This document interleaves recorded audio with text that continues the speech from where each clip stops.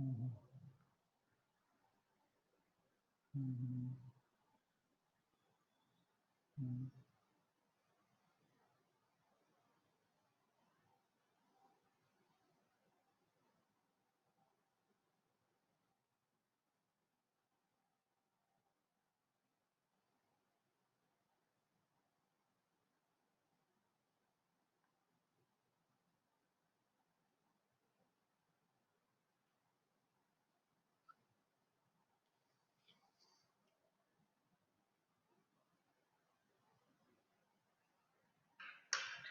Good morning. Just wait. We have some other classes, L and R batch. So just wait for 5 minutes. We will start class after 5 minutes. Good morning. Good morning.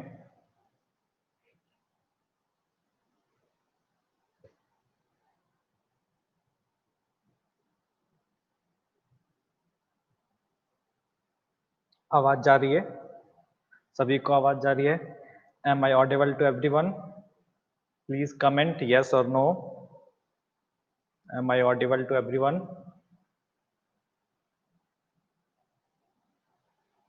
Yes. Thank you.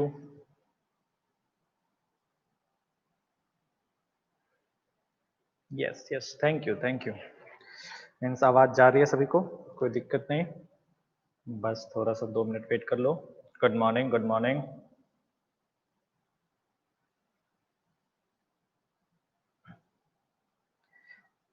L and R batch, students of L and R batch, are you here? L and R batch के बच्चे हैं, please comment yes I am from L batch. Only comment L और R. L और R batch के बच्चे हैं, please comment L और R. Good morning.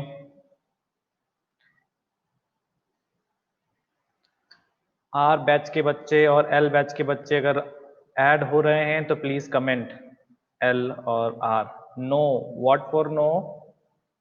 I'm not audible to you. Kamlesh Pawar. A batch, नहीं, it's okay. A batch, I know it's for A batch, but we also have to add L and R batches. So student from A batch, please don't comment. I'm only asking for L and R batch. हाँ भाई, A batch वाले हैं। R batch, good, means R batch के लोग पहुंच गए। Yes, L batch के लोग भी पहुंच गए। चलिए फिर 2 मिनट हम लोग वेट करेंगे, फिर we will start the class. Sir you are audible? Yes. L batch, R batch is okay.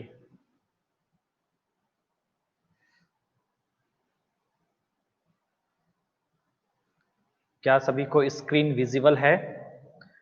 क्या सभी को स्क्रीन विजिबल है? There is nothing on screen but blank slide PPT दिख रहा है सभी को? स्क्रीन विजिबल है आपको? देखिए,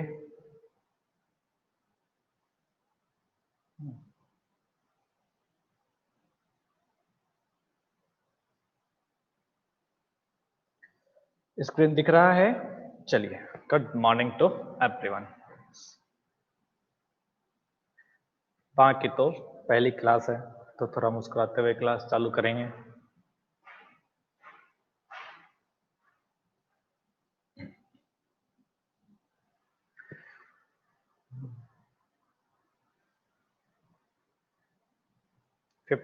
वी हैव 53 स्टूडेंट्स। ओके, चलो तो फिर थोड़ी क्लास चालू करते हैं हम लोग। तो first thing is organic chemistry. आपको पता है कि आज हम लोग nomenclature, that is a part of organic chemistry, हम लोग स्टार्ट करने वाले हैं। For which batch? This lecture is for A batch, L batch and R batch. Only for 3 batches, A batch, R batch and L batch. Okay, तो चलो बस सबसे पहले हम लोग चलते हैं ऑर्गेनिक केमिस्ट्री की बात कर ले। What is organic chemistry? तो ऑर्गेनिक केमिस्ट्री के बारे में बात करने से पहले हम ये जाने की इंपॉर्टेंस क्या है। हम जो भी काम कर रहे हैं, जैसे आप प्रिपेयर कर रहे हो, आईआईटी के लिए प्रिपेयर कर रहे हो, नीट के लिए प्रिपेयर कर रहे हो, बट गोल क्या है? बी ए इंजीनियर और बी ए डॉक्टर। तो उसी तरह ऑर्गेनिक केमिस्ट्री का इंपॉर्टेंस क्या है, हम क्यों पढ़ रहे हैं. Mine batch is B, no this class is not for B batch. Please student of B batch go for your respective class. आपकी क्लासेस चल रही होंगी, आप वहां जाएं. प्लीज यहाँ टाइम वेस्ट ना करें. No sir you are not visible. Slide नहीं दिख रहा सभी को. स्लाइड दिख रहा है, देखो गुड मॉर्निंग लिख रखा है और आपका चेहरा भी बना रखा है. क्या स्लाइड दिख रहा है? दिस इज उद्यान संग्राम सिंह. बाप रे इतना बड़ा नाम. क्लासेस, सॉरी, स्लाइड दिख रहा है सभी को? यस दिख रहा है, कोई दिक्कत नहीं, स्लाइड दिख रहा है. चलो, जिनको नहीं दिख रहा है प्लीज रिफ्रेश करें एक बार रिफ्रेश करें, स्लाइड दिखेगा. स्लाइड में कोई दिक्कत नहीं है, विजिबल है. चलिए, तो I was talking about importance of organic chemistry. तो ऑर्गेनिक केमिस्ट्री देखो, नीट और जेई दोनों की बात कर लेते हैं. बेसिकली दोनों में ही 30 to 40% का रेशियो होता है. 30 to 40% हमें क्वेश्चंस ऑर्गेनिक केमिस्ट्री के मिलेंगे इन पार्ट ऑफ केमिस्ट्री. और बेसिकली आपको कई सारे सवाल ऐसे मिलेंगे जो कि मिक्स होता है ऑर्गेनिक, फिजिकल और इनऑर्गेनिक. तो ऑर्गेनिक के सवाल, बट आप तभी उस सवाल को अटेम्प्ट कर पाएंगे जब आपको ऑर्गेनिक केमिस्ट्री पता होगा, अदरवाइज आप उस सवाल को अटेम्प्ट नहीं कर पाएंगे. तो ऑर्गेनिक केमिस्ट्री पढ़ना इंपॉर्टेंट है, क्योंकि आप नहीं पढ़ेंगे तो 33%, नॉट 33%, इट्स 30 to 40% का लॉस है. तो मैं मतलब नीट वालों के लिए बहुत बड़ा लॉस है और जेई वाले के लिए भी लॉस है. हाँ, एडवांस वाले थोड़ा बहुत ये कर सकते हैं, मगर एडवांस में फिजिक्स और मैथ से तो आसान पड़ता है केमिस्ट्री, तो मैं तो बोलूंगा केमिस्ट्री पढ़ो. दूसरी बात है difficulties level of organic chemistry. तो आप फिजिकल केमिस्ट्री पढ़ रहे हैं और I think you know about the inorganic chemistry. But organic chemistry जो है ना तो फिजिकल जैसा है ना तो इनऑर्गेनिक जैसा. ऐसे नहीं है कि आपको 1000 सवाल करने हैं, ना ही ऐसा है कि आपको सारे कुछ रिमेम्बर मेमोराइज करने हैं, लर्न करने हैं. मगर इन दोनों का इंटरमीडिएट है. मतलब आपको कुछ चीजें याद करनी होगी और कुछ एक सवाल आपको लगाने होंगे. मतलब दोनों ही काम करने हैं, मगर ज्यादा नहीं, एक्सट्रीम लेवल पे कुछ नहीं करने हैं. बस मेमोराइज क्या करने हैं, आपको रिएक्शन मेमोराइज करना पड़ेगा. अगर आपको रिएक्शन मेमोराइज हो गई ना, तो कंसेप्ट आपको अपने आप समझ में आ जाएगा. कंसेप्ट खुद ब खुद क्लिक करेगा, और जब कंसेप्ट क्लिक करेगा तो सवाल होंगे. देखो, क्वेश्चंस ट्राई करने में या पढ़ने के लिए हम दो ही चीज समझते हैं इंपॉर्टेंट है. पहला कनेक्टिविटी, कि आपकी चैप्टर में कनेक्टिविटी कैसी है या टॉपिक्स में कनेक्टिविटी कैसी है, आप कैसे चीजों को लिंक कर पा रहे हैं. अगर आप चीजों को लिंक कर पाएंगे तो देखिए आपको चीजें याद रहेगी. और अगर चीजें याद है, अगर माइंड में कुछ है, तो फिर आप इमेजिनेशन कर सकते हैं, और इमेजिनेशन करेंगे तो आप किसी भी लेवल का सवाल सॉल्व कर सकते हैं. तो पढ़ाई के लिए दो ही चीज इंपॉर्टेंट होती है, first is connectivity and second is imagination. अगर ये दोनों आपका अच्छा है, I don't think any exam is difficult for you. तो that is importance of organic chemistry पे हम लोग बातें कर रहे थे. Now the next is the nomenclature, जो कि हमें आज पढ़ना है. तो नोमेनक्लेचर की भी बात कर ले, तो देखो नोमेनक्लेचर से आपको डायरेक्टली एडवांस में या जेई मेंस में कोई भी सवाल नहीं आने वाला है. नीट में थोड़ा बहुत चांसेस होते हैं कि सवाल आ जाए, बट उसमें भी चांसेस कम ही है, 1%, 2%, अप टू 5%. उससे ज्यादा चांसेस नहीं है कि आपका नोमेनक्लेचर से सवाल आए. मगर बिना नोमेनक्लेचर के आप ऑर्गेनिक केमिस्ट्री नहीं पढ़ सकते. ऑर्गेनिक केमिस्ट्री में 12 चैप्टर हैं, बट विदाउट नोमेनक्लेचर आप एक चैप्टर को भी स्टार्ट नहीं कर सकते. तो ये इंपॉर्टेंस है ऑर्गेनिक नोमेनक्लेचर का. क्योंकि सवाल जो आते हैं, जैसे आपको एक सवाल दिया जाए कि इथीन का हम लोग कंबशन कराए. कंबशन समझते हैं आप? कंबशन समझते होंगे क्या होता है. तो आपसे बोला जाए कि इथीन का कंबशन कराने हैं, तो प्रोडक्ट क्या बने, या हाइड्रोजनेशन कराने हैं. आपने क्लास 10th में पढ़ा था, sorry not, H2 and nickel, ये डबल बॉन्ड को ब्रेक करके अल्केन में कन्वर्ट करता है.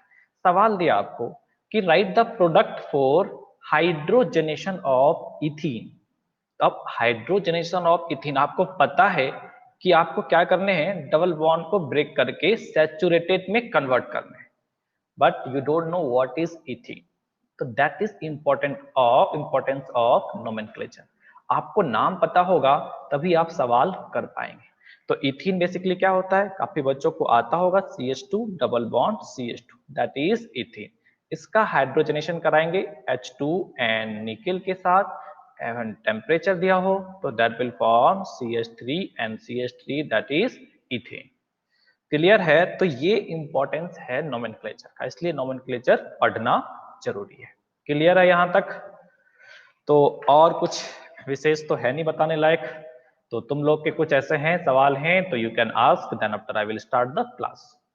कुछ ऐसे कंसर्न है ऑर्गेनिक केमिस्ट्री को रिलेटेड तो आप पूछ सकते हैं, या कुछ अदर डाउट हैं, कुछ ऐसे मन में सवाल हैं तो आप पूछिए, क्योंकि ये फर्स्ट क्लास है, इंट्रोडक्शन क्लास है, तो हम लोग थोड़ी सी बातें बातें करेंगे, फिर हम लोग क्लास चालू करेंगे. तो you have 3 minutes, whenever you whatever you want to ask you can ask.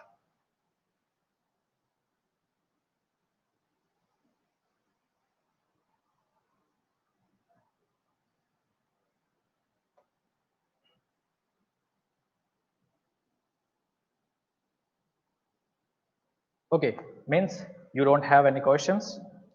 It's become 1 minute. No one asking anything. Okay, so let me start the class. Before starting the class, I will give my own introduction. That is my introduction. My name is Ankit. I had done my BTech from IIT Dhanbad and I'm teaching organic chemistry in Chaitanya Academy. Now come to the introduction of organic chemistry. Sir समझ नहीं आ रहा, अभी आपने क्या किया ethene के साथ? कोई बात नहीं, इथीन के साथ हमने कुछ नहीं किया, ये एक रिएक्शन है. ये क्लास 10th के, सॉरी, दिस क्वेश्चन जो हमने लिखा था अभी, CH2 डबल बॉन्ड CH2, ये क्लास 10th में आपको याद होगा तो कार्बन चैप्टर में ये रिएक्शन दे रखा है कि इसको इस तरीके से लिखा जाता है. अगर आपको नहीं आ रहा है कोई बात नहीं, कोई बड़ी बात नहीं है, ये सारे रिएक्शन हम लोग दोबारा से पढ़ेंगे, तो इसमें टेंशन लेने वाली कोई बात नहीं है. क्लियर है? ये वैसे आपके क्लास 10th के चैप्टर नंबर 4 कार्बन एंड इस कंपाउंड में दे रखा है, बट फिर भी अगर आपको नहीं आता तो कोई बात नहीं, हम लोग इसे कवर करेंगे, हाइड्रोकार्बन में हम ये पढ़ेंगे. क्लियर है? मेरा इंट्रोडक्शन हो चुका था. Then I am going to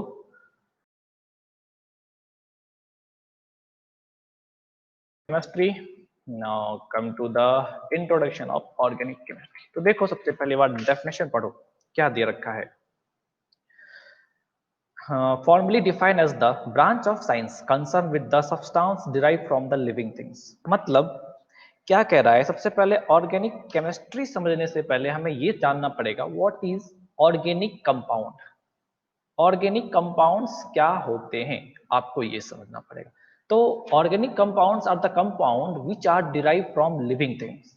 मतलब जो भी लिविंग थिंग्स है उससे जो कंपाउंड डिराइव किए जाते हैं या उससे जो कंपाउंड प्रोड्यूस किए जाते हैं उसको हम लोग क्या बोलते हैं, ऑर्गेनिक कंपाउंड.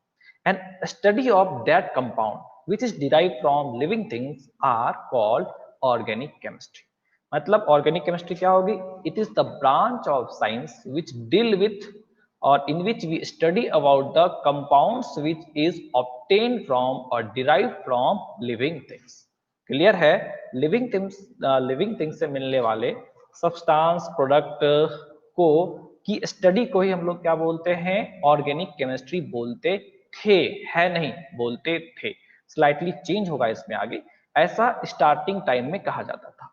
मतलब इनिशियल टाइम में जब कंपाउंड्स मिले थे तो लोगों का ये मानना था कि जो कंपाउंड्स लिविंग थिंग से मिल रही है उससे हम ऑर्गेनिक कंपाउंड बोलेंगे, और इसकी स्टडी को हम लोग क्या बोलते हैं, इसकी स्टडी को हम लोग ऑर्गेनिक केमिस्ट्री बोलते हैं.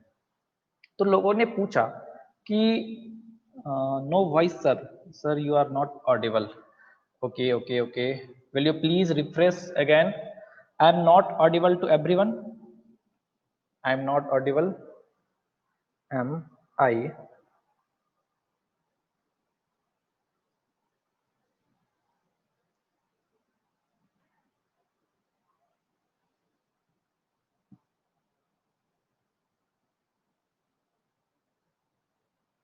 No. Okay okay okay okay okay.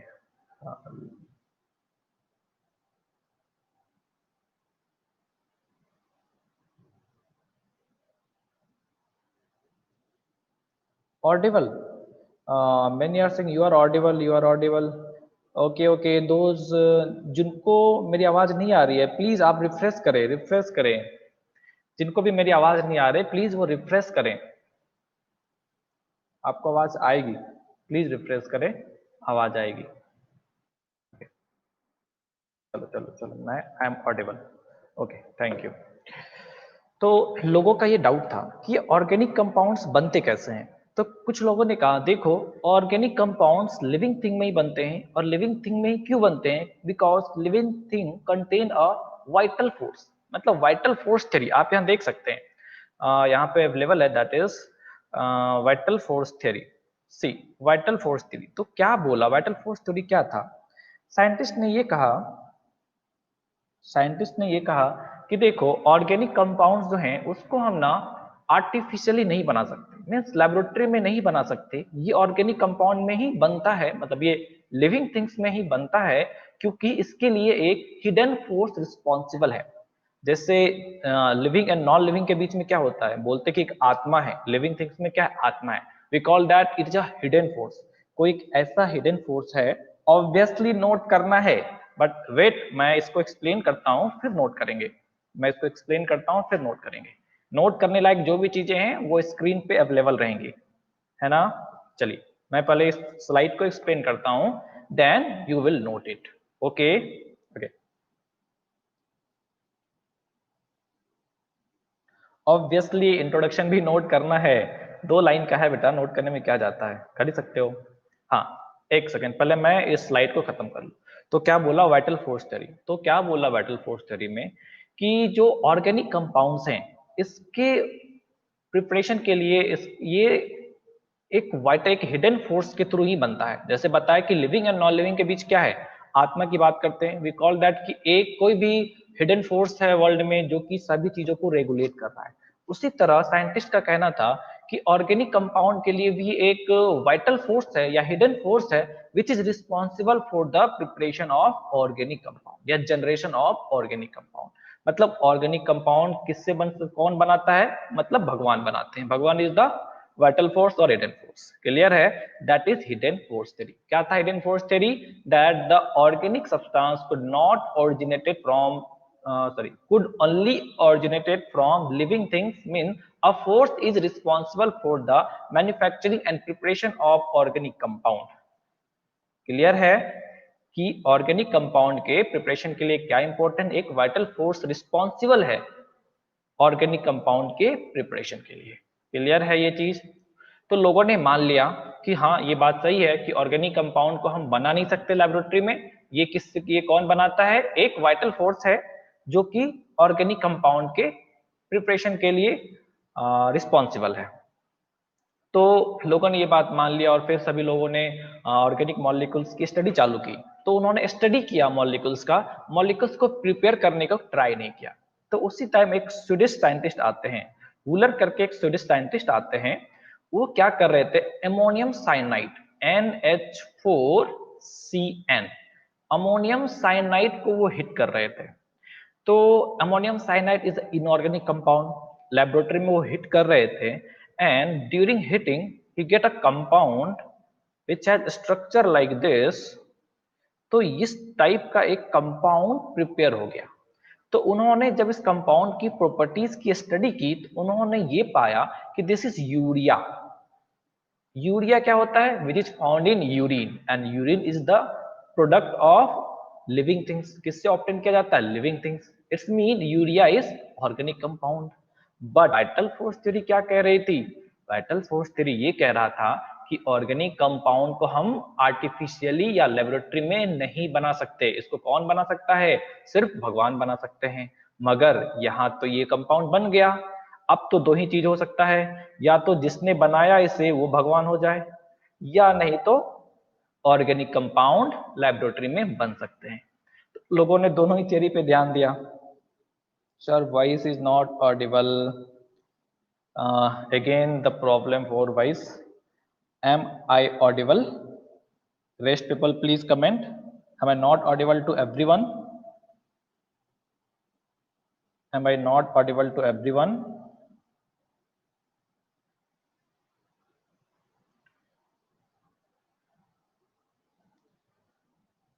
Please comment, please comment. Audible, sir. I don't know why some people is getting problem. Audible, audible. Sir, you are audible. I think you have to refresh, man. Okay, okay, okay. I'm audible to many of you. Please refresh, please refresh. चलो चलो, okay okay okay, मैं Audible हूँ, आ जाता है यहाँ पे। तो कहाँ पे पहुंचा हम पहुंचे कि दो चीजों पे, या तो ये जो हमारे स्टूडेंट साइंटिस्ट थे वुलर, या तो वो भगवान हो गए, या तो ऑर्गेनिक कंपाउंड बन सकते हैं। तो लोगों ने दोनों थ्योरी पे ध्यान दिया और उन्होंने और सारे कंपाउंड्स, इनऑर्गेनिक कंपाउंड दिया उनको, बोला भाई अब तुम ऑर्गेनिक कंपाउंड बना के दिखाओ, अगर भगवान हो तो बना ही सकते हो। तो उन्होंने और कंपाउंड्स के साथ रिएक्शन किया, बट उनसे ऑर्गेनिक कंपाउंड नहीं बना। तो इसका मतलब क्या हो गया कि वो तो भगवान नहीं हुए। तो अब क्या बात आई, तो बस only one theory is existing, that is organic compound can be prepare in laboratory. Means हम ऑर्गेनिक कंपाउंड को आर्टिफिशियली प्रिपेयर कर सकते हैं। क्लियर है यहां तक? अब बात आई कि ऑर्गेनिक कंपाउंड को हम आर्टिफिशियली प्रिपेयर कर सकते हैं, तो फिर जो डेफिनेशन हमारा है वो तो इनकरेक्ट हो गया, या जो ऑर्गेनिक कंपाउंड जो हमने ऑर्गेनिक को डिफाइन किया है, study of product obtain from living thing, वो गलत हो रहा है। तो अब साइंटिस्ट के पास दो चॉइस थे, या तो ऑर्गेनिक केमिस्ट्री, ऑर्गेनिक ब्रांच का नाम चेंज कर दिया जाए, या नहीं तो डेफिनेशन चेंज कर दिया जाए। बट ऑर्गेनिक केमिस्ट्री उस टाइम तक वर्ल्ड में पॉपुलर हो चुकी थी, लोग इस पे स्टडी कर रहे थे, काफी ज्यादा स्टडी हो चुकी थी। Voice is breaking, voice is breaking. अरे यार, ये तो अजीबोगरीब समस्याएं आ रही है। वॉइस ब्रेक हो रहा है क्या? सभी को जा रहा, सभी को वॉइस में दिक्कत आ रही है क्या? काफी डिस्टरबेंस है, तो प्लीज क्लियर वंस अगेन। क्या वॉइस ब्रेक हो रही है, साउंड में दिक्कत है? Sir please once again explain what I had to explain again. क्या एक्सप्लेन करूं दोबारा से? पूरी स्लाइड एक्सप्लेन कराओगे तो 10 मिनट चले जाएंगे फिर से। नो सर, साउंड नहीं आ रही। It's sir it's clear. No sir, it's not clear, मतलब साउंड नहीं आ रही। Okay okay okay okay okay okay, no no no no no no, ठीक है ठीक है। ब्रेकिंग, सर उनका इंटरनेट प्रॉब्लम होगा। अच्छा, कुछ लोगों को आ रही है, कुछ लोग नहीं, काफी लोगों को साउंड नहीं आ रही है, तो इट में भी कि मेरे साइड से प्रॉब्लम हो। ठीक है, कोई बात नहीं है, कोई बात नहीं है, मेरे साइड से प्रॉब्लम हो सकती है, मैं इसको चेंज करता हूँ, टेंशन वाली कोई बात नहीं है। मैं एक बार चेक करता हूँ कि ओके।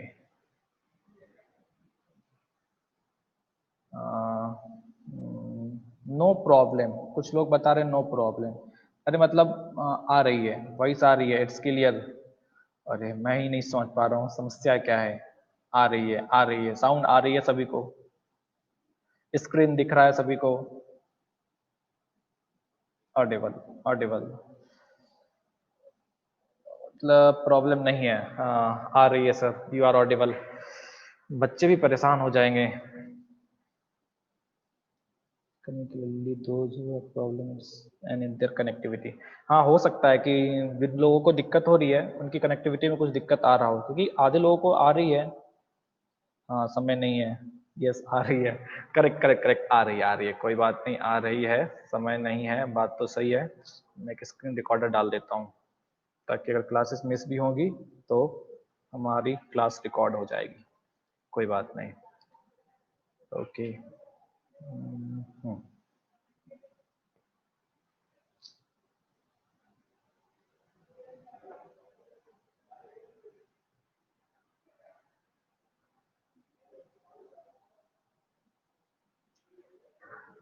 यस, हाँ क्लासेस चल रही है, कुछ बच्चों को साउंड की समस्या है। हाँ उनको बता दे रहा हूँ। एक सेकंड, मैं एक बार ये लगा देता हूँ, स्क्रीन रिकॉर्डर लगा देता हूँ, किसी को दिक्कत होगा तो।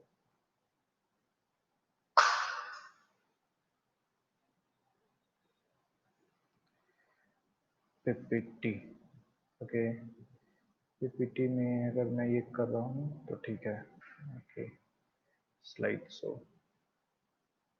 Current slide. यस, यहाँ पे दिक्कत है, नहीं कर सकते इसको। बच्चे दिखा दें क्लास इज गोइंग ऑन। चलो चलो कोई बात नहीं है। तो मैं कहाँ पे था? Sir win sir yes yes note करने हैं तो आप नोट करना चालू कर सकते हैं, कोई दिक्कत नहीं, आप नोट करो। मैं क्या बता रहा था, मैं कहाँ तक पहुंचा था? यूरिया। हाँ आप लोग नोट कीजिए। बच्चे दिखाना, एक सेकंड। यहाँ पे 56 61 56 is freezed, video is freezed, next voice is freezed, so it's video freeze है तो क्या करो, रिफ्रेश करो, रिफ्रेश। किसी का भी अगर कुछ भी प्रॉब्लम आ रहा है रिफ्रेश। स्टॉप, ऐसा क्यों स्टॉप हो गया, फ्रीज हो गया, तो you have to refresh it.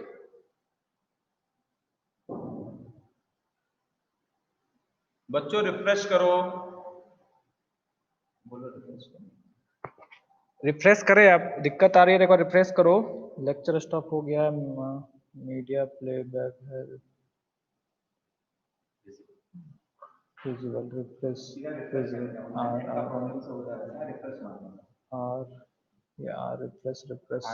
Refresh okay visible है। जिनको दिक्कत आ रही है वो प्लीज रिफ्रेश करें, अगर ज्यादा लोगों को दिक्कत है। नहीं वो नहीं लिखा है, वो अमोनियम साइनाइड लिखा है। ओके सॉरी हाँ मैं लिख देता हूँ, वो करना पड़ेगा। ठीक है हाँ ठीक। हाँ साइनाइड ओके यस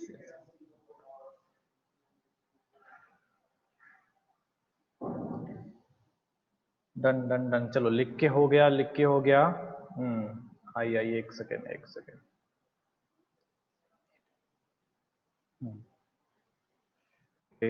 हाँ एक थोड़ा सा चेंज कर लेना, CNO है यहाँ पे लिख रखा है, देखो यहाँ पे लिख रखा है, हमने गलत लिख दिया वहाँ पे थोड़ा सा, तो उसको चेंज कर लेंगे। यहाँ पे देखिए NH4 CNO साइनेट है, साइनाइड नहीं साइनेट है, इसलिए मैंने थोड़ा गलत लिख दिया था CN, please correct it CNO। Okay तो यहाँ तक आपका हो गया। तो मैं क्या बता रहा था कि हमारे पास दो ऑप्शन थे, या तो मैं ऑर्गेनिक या तो साइंटिस्ट ऑर्गेनिक केमिस्ट्री का नेम चेंज कर देते या तो डेफिनेशन चेंज कर देते। तो बताया था कि पॉपुलैरिटी काफी ज्यादा हो चुकी थी, अगर नेम चेंज करते तो फिर काफी टाइम लगता उस ब्रांच को पॉपुलर होने में, इसलिए उन्होंने क्या किया, उनका डेफिनेशन चेंज किया। So we will go to the correct definition of organic chemistry. Now see, this is the definition of organic chemistry. It's the branch of organic chemistry is the branch of chemistry which deal with carbon containing compound. What is the meaning of carbon containing compound? तो ये क्या कह रखा है कि organic chemistry में हम उन कंपाउंड्स को पढ़ते हैं जिसमें कार्बन और हाइड्रोजन होने चाहिए। कौन होने चाहिए? कार्बन और hydrogen. Please explain it once. अच्छा बेटा क्या एक्सप्लेन करने हैं? Will you write which part I have to explain again? Someone is asking, Omkar Chaudhary is asking that please explain it once again. I am asking what I had to explain. क्या explain करने, किस part को explain करना है? पूरी slide आप explain करने बोलेंगे तो it will take more than 20 minutes, that is not possible. कुछ छोटा सा इंट्रोडक्शन, ऑर्गेनिक केमिस्ट्री का इंट्रोडक्शन, चलो मैं 2 मिनट में एक्सप्लेन करता हूँ, आप समझो। ऑर्गेनिक केमिस्ट्री इनिशियली डिफाइन किया गया था कि हम उन कंपाउंड की स्टडी जो कि लिविंग थिंग्स से ऑब्टेन किए जाते हैं, उन कंपाउंड की स्टडी को क्या बोलेंगे? ऑर्गेनिक केमिस्ट्री बोलेंगे। तो फिर बोला कि जो ऑर्गेनिक कंपाउंड्स हैं वो कैसे बनते हैं, तो साइंटिस्ट ने बोला कि वाइटल फोर्स थ्योरी गवर्न होती है ऑर्गेनिक कंपाउंड के फॉर्मेशन के लिए। मतलब ऑर्गेनिक कंपाउंड का फॉर्मेशन एक हिडन फोर्स या वाइटल फोर्स के द्वारा होता है जो कि लिविंग थिंग्स में अवेलेबल होते हैं। तो इसका मतलब ये हो गया कि vital force is responsible for the formation of organic compound. तो हम इसको आर्टिफिशियली लेबोरेटरी में नहीं बना सकते। क्लियर है? तो उसी टाइम एक साइंटिस्ट आए, हुलर करके, स्वीडिश साइंटिस्ट हैं। उन्होंने क्या किया, उन्होंने अमोनियम साइनेट का हिट कर रहे थे वो, और उन्हें एक कंपाउंड मिला, दैट इज यूरिया। तो यूरिया जो है एक ऑर्गेनिक कंपाउंड है और ये आर्टिफिशियली प्रिपेयर हो गया लेबोरेटरी में वूलर के द्वारा। तो क्या हो गया कि अब आर्टिफिशियली बन गया है ये, इसका मतलब ऑर्गेनिक केमिस्ट्री का जो डेफिनेशन है ना वो गलत है। इसका मतलब क्या हो गया, जो डेफिनेशन दे रखा है वो गलत है, इसको हम लेबोरेटरी में बना सकते हैं। ये चीज क्लियर है? तो साइंटिस्ट ने क्या किया कि ऑर्गेनिक केमिस्ट्री का डेफिनेशन को चेंज किया। डेफिनेशन क्या है? Correct definition, this is the correct definition. It is the branch of chemistry which deal with carbon containing compound. What is the meaning of carbon containing compound? तो वो कह रहे हैं कि ऐसा कंपाउंड जिसमें कार्बन हाइड्रोजन तो होना ही चाहिए, इसके अलावा बाकी और एटम्स भी आ सकते हैं, जैसे कि ऑक्सीजन आ सकते हैं, नाइट्रोजन आ सकता है, सल्फर आ सकता है, क्लोरीन आ सकता है, फ्लोरीन आ सकता है, और बहुत सारे एलिमेंट आ सकते हैं। मगर कार्बन और हाइड्रोजन का होना नेचर, तो कार्बन हो या तो हाइड्रोजन हो, ऐसा नहीं कि सिर्फ हाइड्रोजन ही हो या कार्बन और हाइड्रोजन हमेशा होना चाहिए, नहीं। जैसे CCl4 ऑर्गेनिक कंपाउंड है, तो इसमें हाइड्रोजन नहीं है, मतलब कार्बन हो या हाइड्रोजन हो। क्लियर है? कार्बन का होना मस्ट है।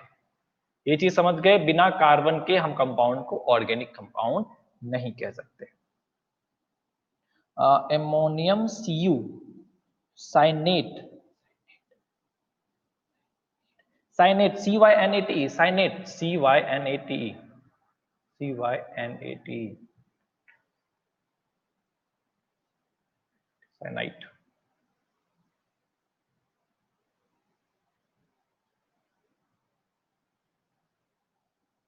चलो, एमोनियम Cu साइनाइट नहीं, नहीं Cu नहीं बाबा, ammonium NH4 plus CNO, CNO, ammonium cyanate. Clear है? तो डेफिनेशन ऑफ ऑर्गेनिक केमिस्ट्री आपको क्लियर है कि डेफिनेशन ऑफ ऑर्गेनिक केमिस्ट्री क्या होता है। नोट करें इसको, फिर हम लोग आगे बढ़ेंगे।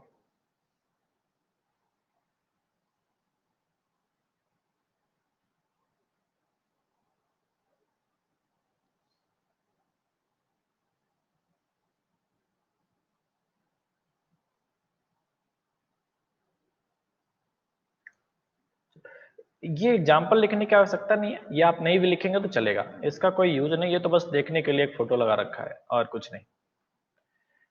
चलो आगे बढ़ूं।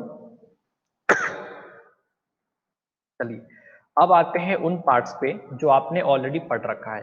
तो देखो, हाइड्रोकार्बन, व्हाट इज हाइड्रोकार्बन? आपने क्लास 10th में पढ़ा है, व्हाट इज हाइड्रोकार्बन? तो hydrocarbon is the compound which is formed by carbon and hydrogen only।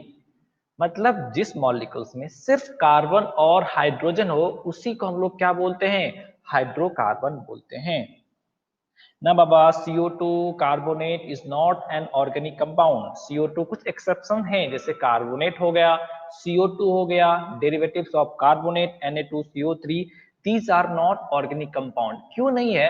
क्योंकि इनकी प्रॉपर्टीज इनऑर्गेनिक मटेरियल से मिलती है, इनका स्टडी ऑर्गेनिक कंपाउंड की डिस्कवरी से पहले से हो चुका है, इसलिए इन कंपाउंड्स को हम लोग ऑर्गेनिक में नहीं रखते। क्लियर है? CO2 CO, then Na2CO3, like Na2CO3, तो कार्बोनेट्स के सारे derivatives CO2 CO, these are not organic compound।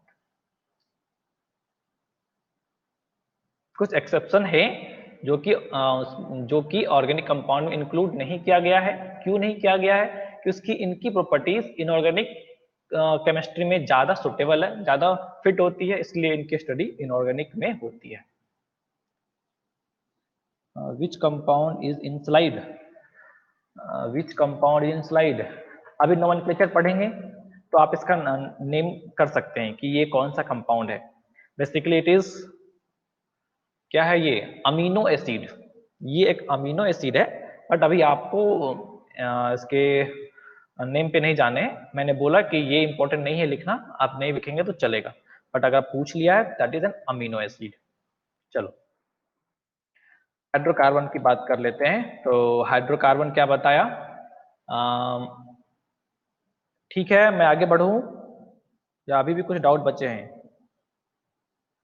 Okay चलो हाइड्रोकार्बन की बात करते हैं। तो बताया हाइड्रोकार्बन क्या है, तो hydrocarbon the compound composed of carbon and hydrogen only, definition is not required ना, यहाँ पे definition required नहीं है, मैं नहीं लिखा रहा इसलिए, बस आपको इंट्रोडक्शन दे रहा हूँ। और आपको ये पता भी होगा क्योंकि क्लास 10th में आपने ये पढ़ा है, ठीक है। तो मैं याद नहीं है तो भी कोई बड़ी बात नहीं, आप सुनो, कुछ इंपॉर्टेंट लगे तो आप नोट कर सकते हैं उसको। और जो डेफिनेशन की बात है, ये सारे डेफिनेशन मैं आपको लिखवाऊंगा जब हम हाइड्रोकार्बन चैप्टर चालू करेंगे। तो उसके लिए घबराने की कोई बात नहीं है, टेंशन लेने की कोई बात नहीं है, समझना ज्यादा इंपॉर्टेंट है। और सवाल हमेशा हमारे अंडरस्टैंडिंग से आती है, रटने से नहीं आती। यस 10th में हुआ है ये, ऑब्वियसली 10th में है। चलो चलो आ जाओ। तो हाइड्रोकार्बन समझा क्या है, जो सिर्फ कार्बन एंड हाइड्रोजन से मिलके बना है। तो क्लासिफिकेशन ऑफ हाइड्रोकार्बन देखे तो हाइड्रोकार्बन बेसिकली तीन तरीके से क्लासिफाई किया जाता है, सैचुरेटेड, अनसैचुरेटेड, और कुछ लोग ये एरोमेटिक नहीं पढ़े होंगे, तो कोई बात नहीं, आपने एरोमेटिक नहीं पढ़ा है तो कोई दिक्कत नहीं है। एरोमेटिक को हम लोग एरिन्स भी बोलते हैं। आपको बस एक कंपाउंड का नाम याद रखना है, दिस इज बेंजीन। ये बेंजीन है, इसका एक्चुअल स्ट्रक्चर यहाँ दे रखा है, यहाँ पे भी हाइड्रोजन, यहाँ पे भी हाइड्रोजन, बाकी जो वैलेंसीज हैं वो क्या है, हाइड्रोजन से। तो कोई नहीं, आपको इस कंपाउंड्स का बस नाम याद रखना है कि that is benzene. Benzene, BENZENE, that is benzene. और बेंजीन क्या है, एरोमेटिक कंपाउंड है। ये एक पूरा चैप्टर ही है, एरोमेटिक एक पूरा चैप्टर ही है, तो हम लोग पढ़ेंगे उस चैप्टर को भी। चलो तो समझ गए क्या है, इसको आपको याद रखने हैं। हाइड्रोकार्बन के तीन पार्ट हैं, तो पहला सैचुरेटेड, अनसैचुरेटेड और थर्ड एरोमेटिक। तो एरोमेटिक को आप एरोमेटिक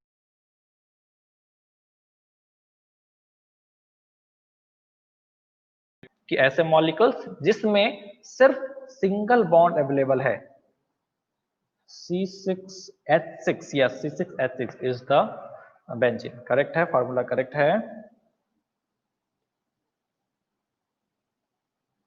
NH4NCO, बेटा कैसे भी लिखो, CNO लिखो या NCO लिखो चलेगा, कोई दिक्कत नहीं, कंपाउंड वही है, मॉलिक्यूल्स वही है।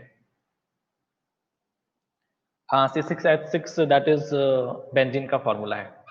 चलो मैं इधर आता हूँ सैचुरेटेड एंड अनसैचुरेटेड पे।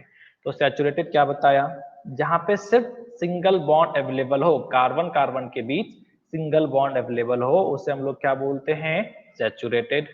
अनसैचुरेटेड में क्या, पाई बॉन्ड अवेलेबल हो, पाई बॉन्ड अवेलेबल हो मतलब डबल बॉन्ड या ट्रिपल बॉन्ड अवेलेबल हो। तो कार्बन कार्बन के बीच अगर एटलीस्ट कम से कम एक बॉन्ड अवेलेबल है, एक डबल बॉन्ड अवेलेबल है, then we call it alkene. और अल्काइन क्या हो गया, at least one triple bond. Clear है, तो इसको नोट कर लेंगे आप लोग फिर मैं आगे बढ़ूंगा, please note it.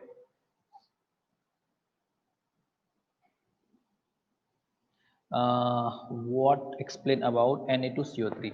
I told that CO3 minus 2, C, CO3 minus 2, that is carbonate. Carbonate is inorganic compound. Carbonate क्या है, inorganic compound है, तो all the derivatives of carbonate are considered to be inorganic compound। तो इसके एक derivative में क्या जाता है, Na2CO3, दूसरा डेरिवेटिव्स के तौर पे NaHCO3 भी लिख सकते हैं, H2CO3 भी लिख सकते हैं, कार्बोलिक एसिड। तो ये सभी बताया हमने कि कार्बोनेट क्या है, इनऑर्गेनिक कंपाउंड है। क्लियर है, I hope it will be clear. Noted, very good. कुछ लोग तो काफी अच्छे हैं, फटाफट नोट कर लेते हैं टाइम के साथ, बाकी लोग भी नोट कर ले जल्दी से, यू हैव 30 सेकेंड।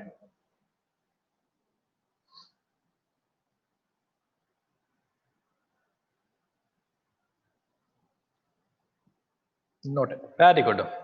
चलो आगे बढ़ा जाए अब।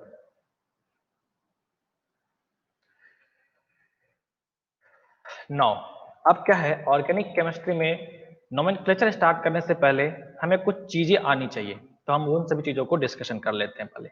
तो मॉलिक्यूलर फार्मूला, एम्पेरिकल फार्मूला और जनरल फार्मूला। देखो बेसिकली क्या है, मॉलिक्यूल्स को रिप्रेजेंट करने के डिफरेंट मेथड्स हैं, डिफरेंट बहुत सारे तरीके हैं मॉलिक्यूल्स को रिप्रेजेंट करने के लिए। हम वो तरीका यूज करते हैं जो कि सिंपल हो और लेस टाइम टेकिंग हो, आसानी से लिखा जा सके। तो पहले हम सारे तरीके देखेंगे कि किस किस तरीके से, किस किस फॉर्मूले से हम मॉलिक्यूल्स को रिप्रेजेंट कर सकते हैं। तो पहला है आपके पास मॉलिक्यूलर फॉर्मूला। तो क्या होता है मॉलिक्यूलर फॉर्मूला? आपने मोल पढ़ रखा है तो आपको पता होगा मॉलिक्यूलर फॉर्मूला क्या होता है, इंपेरिकल फॉर्मूला क्या होता है। फिर भी मैं इसको डिफाइन करता हूँ।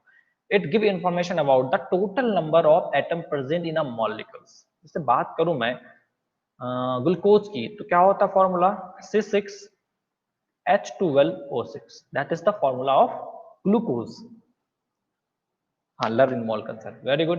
तो that is the formula of glucose. तो देखो इस फॉर्मूले में, तो ये एक्चुअली क्या इंफॉर्मेशन दे रहा है मुझे कि टोटल कितने एटम अवेलेबल हैं मॉलिक्यूल्स के अंदर। That information is given by molecular formula. Then the empirical formula. Empirical formula क्या है? It gives simple ratio. ये सिंपल रेशियो बताता है। जैसे अगर इसका इंपेरिकल फॉर्मूला लिखूं तो CH2NO, that is the empirical formula of glucose. Clear है? Now the general formula.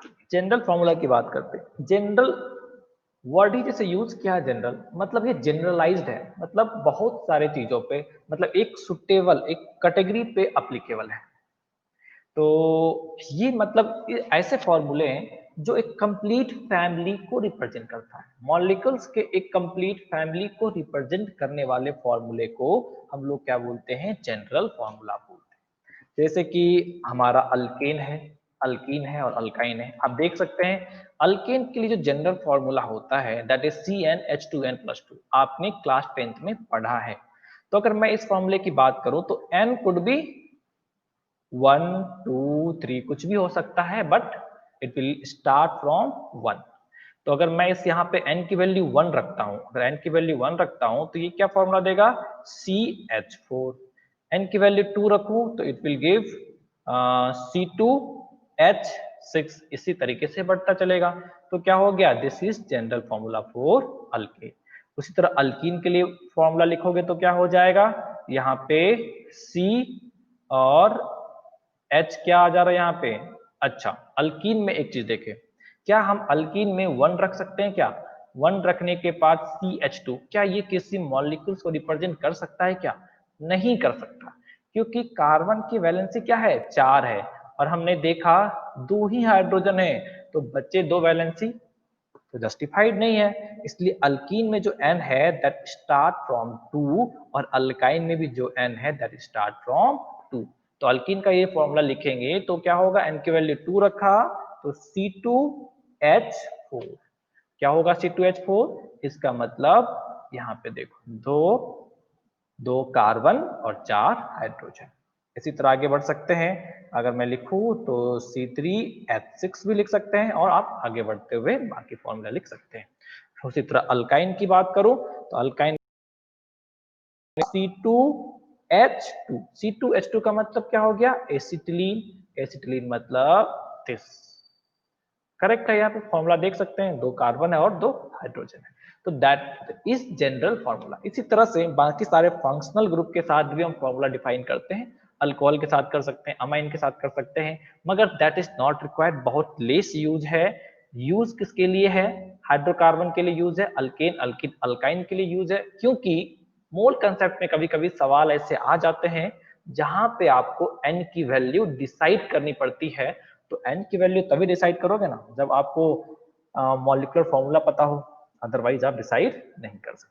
इसीलिए हमारे पास जो यूज की बात है ये सिर्फ अल्केन अल्किन अल्काइन में ही हमें ज्यादा यूज में आना है। मगर डिफाइन करना चाहे तो आप जितने भी हम लोग अभी जितने भी फंक्शनल ग्रुप पढ़ेंगे सभी के लिए आप एक जनरल फॉर्मूला डिसाइड कर सकते हैं।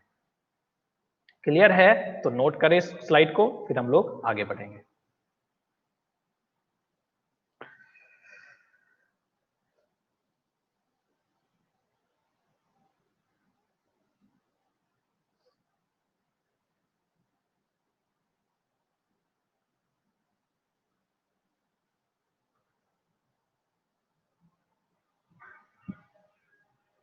हो रहा है हो रहा है।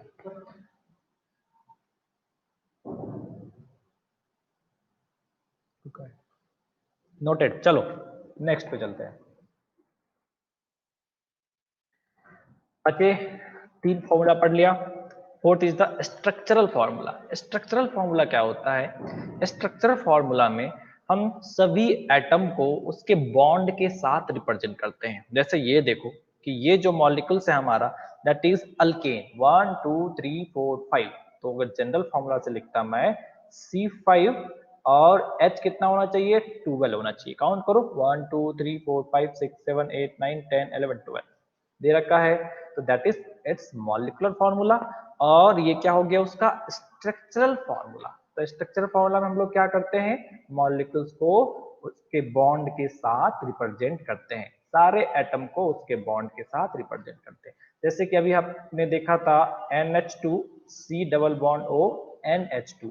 देखो अगर मैं इसको लिखूं तो कैसे लिखूंगा? C double bond O N, this is H, this is H, this is N, this is H and this is H। ये क्या हो गया इसका? स्ट्रक्चरल फॉर्मूला हो गया। अब आ जाए 2 minutes previous slide. Okay okay, 2 minutes previous slide. चलो देखो क्या दिक्कत है प्रीवियस स्लाइड में। जल्दी करो जल्दी करो।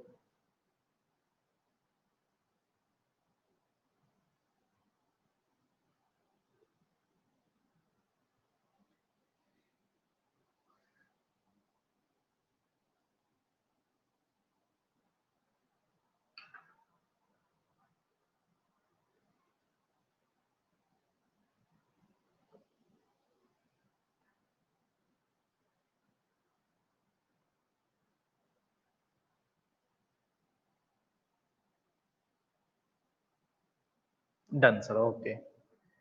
चलिए तो मैं यहाँ बता रहा था, तो स्ट्रक्चरल फॉर्मूला हमने बताया आपको। ठीक है, स्ट्रक्चरल फॉर्मूले में क्या करते हैं? सभी एटम को, मॉलिक्यूल्स में अवेलेबल सभी एटम को उसके बॉन्ड के साथ रिप्रेजेंट किया जाता है। Then the condense. देखो ये सारे फॉर्मूले कहाँ पे यूज होते हैं? ऑर्गेनिक केमिस्ट्री में। ऑर्गेनिक केमिस्ट्री है कोवेलेंट बॉन्ड। ऑर्गेनिक केमिस्ट्री में कोवेलेंट बॉन्ड है। आयनिक में मत लगा लेना, NaCl में मत रिप्रेजेंट करने लगना तुम लोग। ये सारे ऑर्गेनिक केमिस्ट्री के लिए। चलो next is the condense structural formula. Condense structure formula क्या करता है कि इस फॉर्म में मॉलिक्यूल्स को सीधा इस फॉर्म में लिख दे। जैसे ये वाले मॉलिक्यूल्स हैं तो इसको CH3 लिख दिया, फिर यहाँ पे C2H3। इसको ऐसे भी लिखेंगे तो भी इसको कंडेंस फॉर्मूला ही बोलेंगे। CH3 CH2 CH2 and CH2 and CH3, that is also a condense formula. इसी को लिखा है हमने कंडेंस फॉर्मूले का। क्लियर है? तो दिस इज कंडेंस फॉर्मूला। अब देखो सबसे इंपॉर्टेंट जो है sir, for the condense formula of C5H,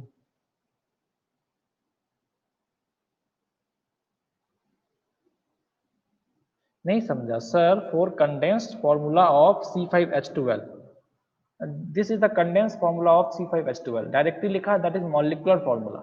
ये कंडेंस हो गया, ये स्ट्रक्चरल फॉर्मूला हो गया। Okay okay. नाउ सबसे इंपॉर्टेंट जो हमें सबसे ज्यादा यूज में आने वाला है, ये जितने पढ़ रखे हैं ना हम लोग कोई भी यूज नहीं करेंगे जनरली, क्योंकि इस समय में बहुत टाइम जाने वाले हैं। ये एक आसान सा फॉर्मूला है, बहुत ही सुटेबल है और बहुत ही अच्छा दिखने वाला है। नदियां पहाड़ सब दिखते हैं इसमें। तो इस फॉर्मूले का बेसिकली हम लोग यूज करेंगे। That is line diagram. Line diagram या बॉन्ड लाइन रिप्रेजेंटेशन, इसको हम लोग बॉन्ड एंड लाइन रिप्रेजेंटेशन भी कहते हैं। मतलब बॉन्ड को लाइन से रिप्रेजेंट कर रहे हैं। तो देखिए इस मॉलिक्यूल से, यही मॉलिक्यूल है, इसी मॉलिक्यूल का ये रिप्रेजेंटेशन 1 2 3 4 5 5 कार्बन। तो ये क्या कहता है? End of line segment represent carbon. And node, and के साथ समझो एंड नोड। तो लाइन एक्चुअली बोल रखा है लाइन सेगमेंट का एंड। तो लाइन सेगमेंट क्या होता है? ये एक लाइन सेगमेंट है, ये एक अलग लाइन सेगमेंट, ये एक अलग लाइन सेगमेंट। तो ये यहाँ से यहाँ एक अलग लाइन सेगमेंट, यहाँ से यहाँ अलग, यहाँ से यहाँ, यहाँ से यहाँ अलग। तो जो इसके एंड हैं, तो एक एंड ये हो गया, एक एंड ये हो गया, एक एंड ये हो गया और एक एंड ये।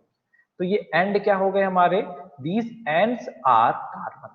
तो एंड पे क्या रखने हैं? बॉन्ड लाइन डायग्राम में या लाइन डायग्राम में एंड पे क्या होता है? कार्बन होता है। मतलब ऐसे लिखूं मैं, यहाँ एक कार्बन है, यहाँ एक कार्बन है, यहाँ एक कार्बन है, यहाँ एक कार्बन है और यहाँ एक carbon. It is assume to satisfy इस कार्बन ऑक्टेट।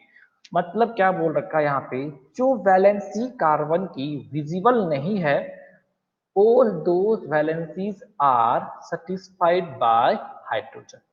मतलब क्या हो गया कि इसमें हमें ये एज्यूम करना है, जो लाइन दे रखा है हमें ये एज्यूम करना है कि कार्बन का ऑक्टेट कंप्लीट है। तो कार्बन का ऑक्टेट कंप्लीट है, इसका मतलब कार्बन की चारों वैलेंसी होनी चाहिए, मतलब चारों बॉन्ड होने चाहिए। तो अगर मैं इस कार्बन को देखूं, इस कार्बन को देखूं, तो एक बॉन्ड यहाँ पे और एक बॉन्ड यहाँ पे, तो दो बॉन्ड तो बच गए ना। तो वो दो बॉन्ड कौन से होंगे? तो ये कहता है कि वो दो बॉन्ड है that is satisfied by hydrogen. मतलब जो वैलेंसी आपको नहीं दिख रही है वहां पे कौन होगा? हाइड्रोजन होगा। देखो, हाइड्रोजन इज लाइक गॉड, भगवान है ये। भगवान क्या है? दिखते नहीं है मगर सभी जगह है। उसी तरह जहां पे कुछ दिख नहीं रहा वहां पे कौन होगा? हाइड्रोजन होगा। समझा? ऑर्गेनिक केमिस्ट्री में आपको जहां कुछ नहीं दिखे क्या करने हैं? हाइड्रोजन एज्यूम कर लेने हैं कि हाइड्रोजन गॉड है हमारे लिए। समझ गए? चल, तो क्या हो गया? तो कार्बन की जो दो वैलेंसी है कौन हो गए वहां पे? हाइड्रोजन। इस कार्बन को देखो, कितनी वैलेंसी है इसकी? एक ही वैलेंसी यहाँ पे सेटिस्फाइड है। तो बचे तीन वैलेंसी पे कौन होगा? तीनों वैलेंसी पे हमारा हाइड्रोजन अवेलेबल होगा।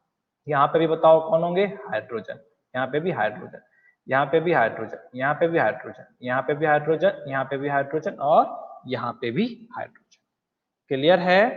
यहां तक आप लोगों ने समझा? कोई दिक्कत नहीं होनी चाहिए। तो फटाफट आप इसको आप नोट करें, फिर हम लोग आगे बढ़े।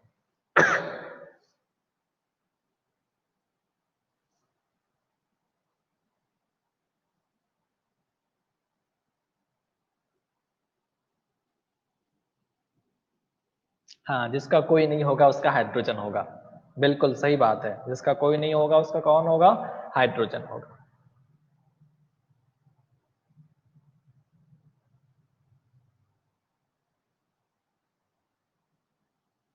Noted, noted, very good.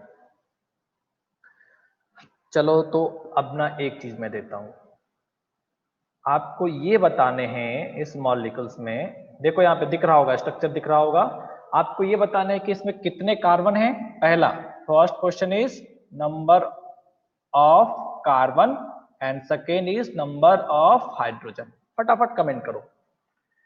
इस मॉलिक्यूल्स के लिए, इस मॉलिक्यूल्स के लिए बताना है number of hydrogen and number of carbon. ये जो मॉलिक्यूल्स दिया हमने यहाँ पे, इसके लिए बताने हैं number of hydrogen and number of carbon. पहला हाइड्रोजन, सॉरी कार्बन, दूसरा हाइड्रोजन। बताओ क्या है, कितने कितने हैं? सभी को दिख रहा है? क्वेश्चन दिख रहा है? क्वेश्चन दिखना चाहिए। नहीं दिख रहा है तो लो मैं फिर से बना कर देता हूँ। यहाँ से यहाँ तक, एक यहाँ पे चले गए और एक यहाँ पे आ गया। ये है, दोनों चीज सेम है, ये भी और ये भी। 6 carbon, very good. 6 carbon, very good. Hydrogen कितने हो जाएंगे? 14 हाइड्रोजन, वेरी गुड। कौन किया आंसर? ये विश्वजीत, वेरी गुड।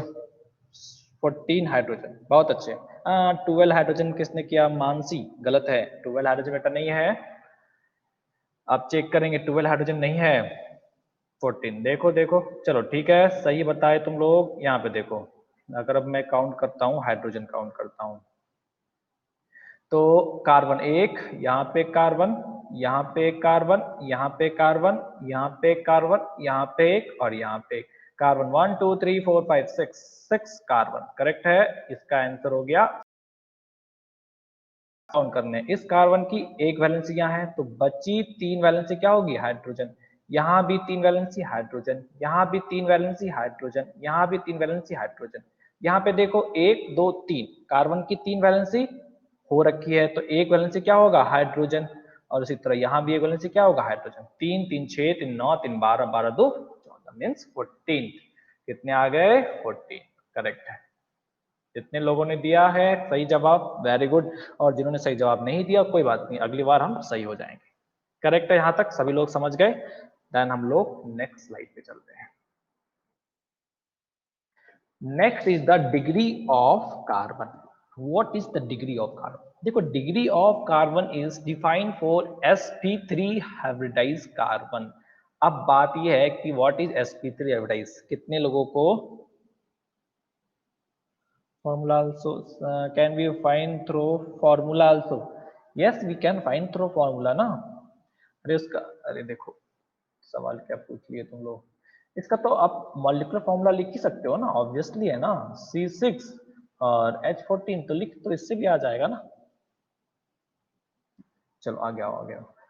तो मैं क्या बता रहा था, या sp3 का मतलब क्या होता है? देखो आपने केमिकल बॉन्डिंग नहीं पढ़ी है तो हो सकता है कि आपको ये नहीं पता होगा व्हाट इज sp3 कार्बन। तो जिनको पता है बहुत अच्छी बात है, जिनको नहीं पता है उन्हें भी टेंशन लेने वाली कोई बात नहीं है। sp3 जब भी आपको मिले ना, तो आपको अभी बस इतना समझना है कि sp3 का मतलब है कि कार्बन के पास 4 बॉन्ड होने चाहिए, बस। क्या होने चाहिए? कार्बन के पास 4 बॉन्ड या 4 एटम के साथ कार्बन का बॉन्ड होना चाहिए। कार्बन का बॉन्ड क्या होना चाहिए? 4 एटम के साथ होना चाहिए। तो एक एटम यहाँ पे, एक यहाँ पे, एक यहाँ पे, बस इसी का मतलब क्या होता है? sp3 होता है। क्लियर है? चल अब आते हैं डिग्री ऑफ कार्बन। तो डिग्री ऑफ कार्बन को कैसे डिफाइन किया गया ये समझो। Degree of carbon is defined as the number of carbon atom attach to a carbon atom. Means एक कार्बन एटम से कितने कार्बन एटम अटैच हैं, that is decided as degree of carbon. Degree of carbon is equal to number of carbon atom directly attach to it. मतलब क्या हो गया कि ये कार्बन है और इस कार्बन से कितने कार्बन एटम अटैच हैं वो डिसाइड करेगा कि उसकी डिग्री क्या है। जैसे यहाँ पे मैं CH3 लिख दूं और यहाँ पे हाइड्रोजन, यहाँ पे हाइड्रोजन, यहाँ पे हाइड्रोजन, तो कितने कार्बन इससे अटैच हैं वो क्या बताएगा? डिग्री बताएगा। तो देखो यहाँ पे, अच्छा ये चीज आपको दिक्कत हो सकती है। आर, आर का मतलब क्या है? आर का मतलब कोई भी कार्बन चेन है।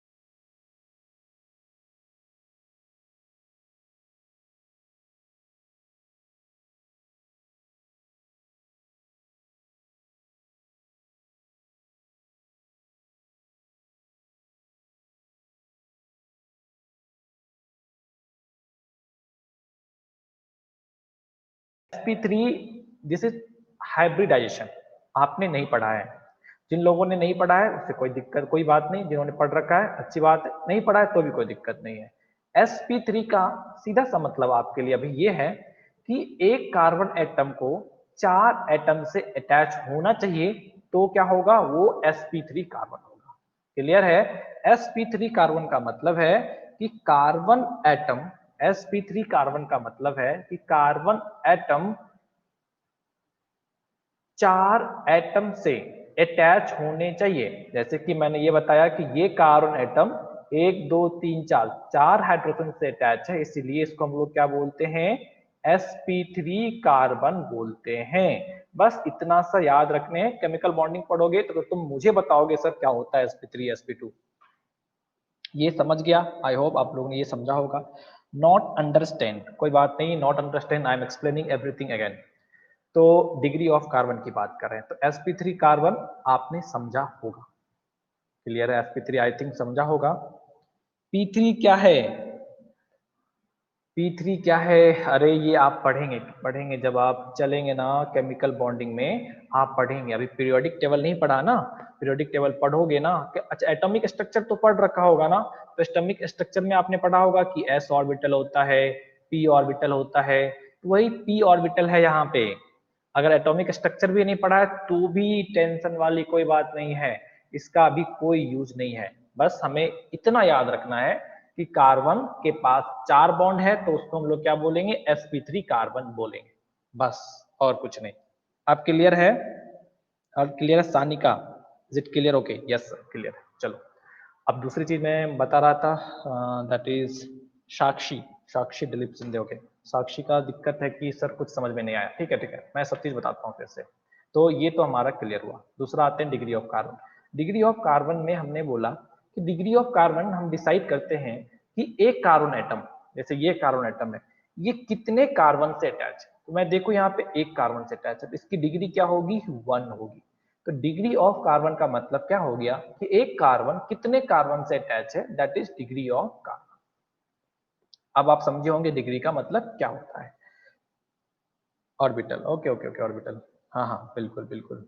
सेल है ना बाबा, सेल नहीं है वो। Shell that is SPDF is not shell, that is sub shell, sub shell है ना। And sub shell having a specific orientation is called orbital. Orbit, suborbit, then orbital. SPDF are सब cell या सब orbit, but जब उसका एक fix orientation होता है px py pz, that's are called orbital. इसीलिए हम लोग यहाँ p यूज कर रहे हैं, तो हम px py pz तीनों का यूज कर रहे हैं, तो हमने इसको ऑर्बिटल बोला है। ठीक है, जिन लोगों ने एटॉमिक स्ट्रक्चर नहीं पढ़ा है वो इस बातों को इग्नोर करें, प्लीज इग्नोर, और जिन्होंने पढ़ लिया है उन्हें समझ में आया होगा। चलो, तो डिग्री ऑफ कार्बन बताया। अब मैं आऊं primary, secondary, tertiary and quaternary degree of carbon क्या होता है। तो बोला अगर एक कार्बन से अटैच है तो हम लोग क्या बोलेंगे उसको, प्राइमरी कार्बन। अब यहाँ पे R जो लिखा है, हमने क्या बताया आपको, R क्या है, R एक कार्बन का चेन है। CH3 भी हो सकता है, C2H5 भी हो सकता है, C3H7 भी हो सकता है, कोई सा भी कार्बन चेन।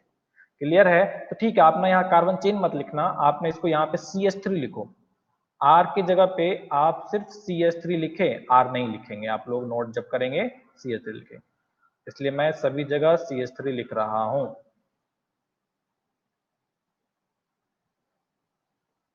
यहाँ भी CH3, यहाँ भी CH3, यहाँ भी CH3 और यहाँ भी CH3। अब देखो, अब क्लियर हो जाएगा। तो प्राइमरी कार्बन का मतलब क्या है कि कार्बन कम से कम एक कार्बन से अटैच, कार्बन एक कार्बन से ही अटैच होना चाहिए। तो एक ही कार्बन से अटैच है, that's why we call it primary carbon, और 1 degree 1 carbon is bonded to other carbon, to one other carbon. नीचे भी डेफिनेशन दे रखा है। सेकेंडरी कार्बन की बात करें तो सेकेंडरी कार्बन में क्या आएंगे, कार्बन अगर दो कार्बन एटम से अटैच है then we called it secondary carbon. Tertiary का मतलब अगर तीन कार्बन एटम से अटैच है, और क्वाटरनरी का मतलब अगर चार कार्बन से अटैच है। और सभी के डेफिनेशन नीचे लिख रखे हैं। क्लियर है, अब आप ये समझ गए होंगे कि डिग्री ऑफ कार्बन क्या होती है। डिग्री ऑफ कार्बन क्या होती है कि कार्बन कितने दूसरे कार्बन से अटैच है। अगर एक कार्बन से अटैच है तो प्राइमरी, एक कार्बन दो कार्बन से अटैच है तो सेकेंडरी, और अगर तीन से अटैच है तो टर्शियरी, और अगर चार से अटैच है तो क्वाटरनरी। अब आप इसको नोट करें।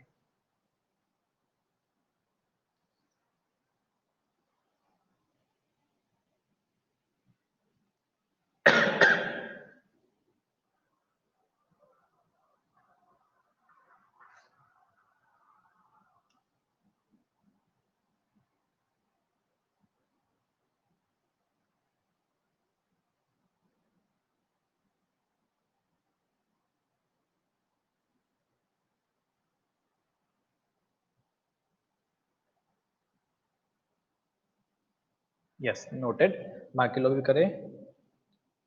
अगर मीथेन हो तो मीथेन के लिए डिग्री डिफाइन नहीं की जाती, इसको हम लोग मिथाइल ही, अभी आगे पढ़ेंगे हम लोग, मीथेन के लिए हम लोग मिथाइल बोलते हैं, हमेशा मिथाइल ही यूज करते हैं। हाँ बेटा, डायग्राम बनाने हैं तभी याद होगा। ये डायग्राम, ये जो चार डायग्राम है ना, ये बनाने हैं, आप बनाओगे तभी याद रहेगा ना। डेफिनेशन से कुछ ज्यादा फायदा नहीं होता, आपको इमेज बनना चाहिए ना। तो अब इमेज तो जितना बना सकते हैं उतनी अच्छी बात है। चार से ज्यादा से अटैच है, बहुत सही पूछा इसने कि अगर कार्बन चार से ज्यादा से अटैच है। बाबा कार्बन की वैलेंसी ही चार है, चार से एक्सीड कार्बन की वैलेंसी नहीं करती। तो अगर चार कार्बन की वैलेंसी चार से एक्सीड नहीं करती तो चार से ज्यादा हो सकता है क्या, नहीं हो सकता।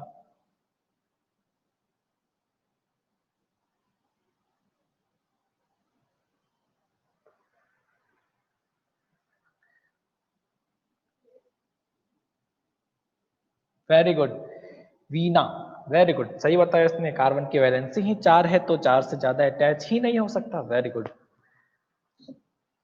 चलो आगे बढ़ू मैं। यस, आई थिंक सब लोगों ने नोट कर लिया। 1 Y लिखा है मतलब डिग्री, वो डिग्री लिखना चाह रहे हैं वहां पे, 1 डिग्री 1 है। है ना। 2y लिखा है मतलब 2 डिग्री है, 3y मतलब 3 डिग्री है, 4y मतलब 4 डिग्री है। इरशाद नहीं ना, सॉरी नहीं समझा। वैलेंसी 4 से ज्यादा, देखो कार्बन जो है वो मैक्सिमम 4 बॉन्ड ही बना सकता है, तो 4 से ज्यादा बॉन्ड वो बना ही नहीं सकता। तो कोई भी ऐसा कंपाउंड एग्जिस्ट ही नहीं करेगा जिसमें कि कार्बन 4 से ज्यादा बॉन्ड बना रखा हो, इसलिए कार्बन की डिग्री 4 से ज्यादा नहीं हो सकती। आप समझ गए होगे। नहीं नहीं हाँ, अरे नहीं हाँ, ठीक है ठीक है। I don't know what you want to speak. चलो ठीक है, कोई बात नहीं, कुछ ऐसा हो तो पूछ लो फिर से। चलो फिर मैं आगे बढ़ता हूँ। Now the degree of hydrogen, अब बात करेंगे हम लोग डिग्री ऑफ हाइड्रोजन। तो देखो डिग्री ऑफ हाइड्रोजन क्या है, degree of hydrogen is determined by the degree of carbon to which hydrogen is attach. मतलब डिग्री ऑफ हाइड्रोजन डायरेक्टली किस पे डिपेंड कर रहा है, कार्बन पे डिपेंड कर रहा है। अगर 1 डिग्री कार्बन के साथ हाइड्रोजन अटैच है तो हम क्या बोलेंगे, इस कार्बन की, इस हाइड्रोजन की डिग्री 1 है, दैट इज प्राइमरी हाइड्रोजन। अगर 2 डिग्री से अटैच हो तो क्या बोलेंगे, ये सेकेंडरी हो गया। अगर 3 डिग्री से अटैच हो तो क्या बोलेंगे, टर्सरी होगा। देखो यहाँ पे क्या है कि ये कार्बन को देखो, इस कार्बन का आप ये बताओ ये प्राइमरी है, सेकेंडरी है, टर्सरी है। तो मैं देखो एक कार्बन कितने से अटैच है, एक कार्बन से अटैच है। तो ये कार्बन एक ही कार्बन से अटैच है, तो कार्बन की डिग्री क्या हो गई, 1 हो गई।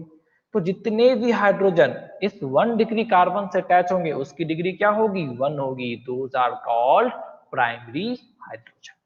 तो फिर सेकेंडरी हाइड्रोजन की बात करें तो यहाँ देखो कार्बन, कार्बन की डिग्री डिसाइड करें 1 और 2, सेकेंड डिग्री सेकेंडरी कार्बन। तब सेकेंडरी कार्बन से जितने भी हाइड्रोजन अटैच होंगे उसे क्या बोलेंगे हम लोग, सेकेंडरी हाइड्रोजन। क्लियर है। तो ये जो 2 हाइड्रोजन होंगे ये दोनों क्या हो गए, सेकेंडरी हाइड्रोजन। फिर टर्सरी की बात कर ले तो देखो यहाँ पे 1 2 3, 3 डिग्री कार्बन है, कितने हाइड्रोजन अटैच हैं, तो 1 हाइड्रोजन अटैच है, तो इसकी डिग्री क्या हो जाएगी, 3 डिग्री हाइड्रोजन या टर्शियरी हाइड्रोजन। अब ये सवाल है, क्या क्वार्टरनरी हाइड्रोजन मतलब 4 डिग्री हाइड्रोजन एग्जिस्ट करेगा क्या, बताओ यस और नो। क्या quaternary hydrogen means 4 degree hydrogen exist करेगा या नहीं, करता है या नहीं।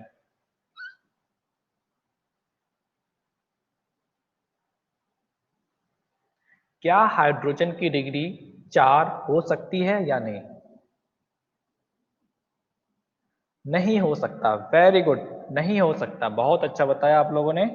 Omkar very good, no no sir very good, काफी लोगों ने आंसर किया, वेरी गुड। क्या है, अगर मैं 4 डिग्री हाइड्रोजन की बात करूं तो पहले 4 डिग्री कार्बन बनाना पड़ेगा, और कार्बन की तो वैलेंसी ही 4 है ना। अब तो वैलेंसी खाली ही नहीं है यहाँ पे, अगर वैलेंसी खाली नहीं है तो हाइड्रोजन अटैच होगा क्या, नहीं होगा। तब अगर हाइड्रोजन अटैच नहीं हुआ तो हम कह सकते हैं क्या, क्वाटरनरी हाइड्रोजन, नहीं कह सकते। तो quaternary hydrogen do not exist. Clear है, नोट करें अब इसको।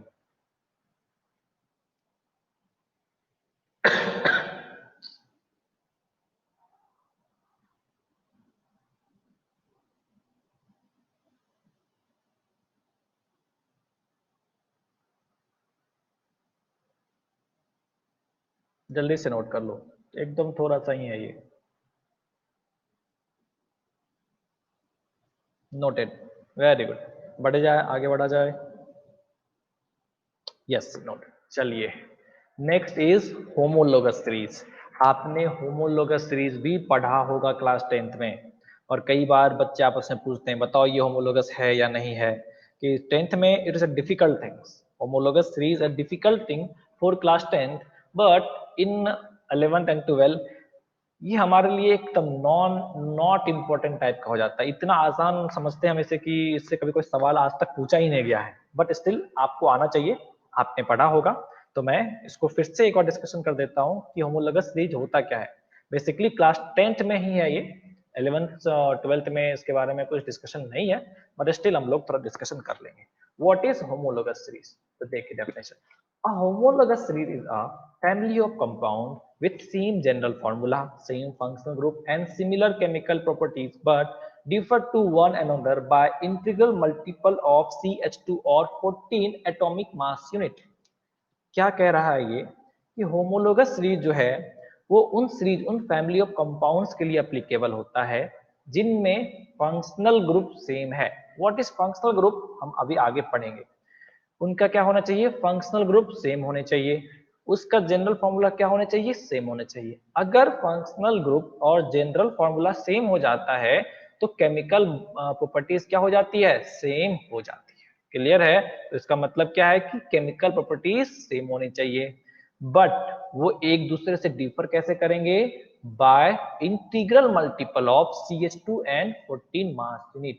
मतलब के बीच का डिफरेंस क्या आ रहा है, तो जैसे मैं लिखूं यहाँ पे CH4 है और मैं लिखता हूं यहाँ पे CH3 and CH, that is C2, दोनों के बीच का डिफरेंस क्या है, CH2 का डिफरेंस है ना, मास का डिफरेंस क्या है, 14 का डिफरेंस है।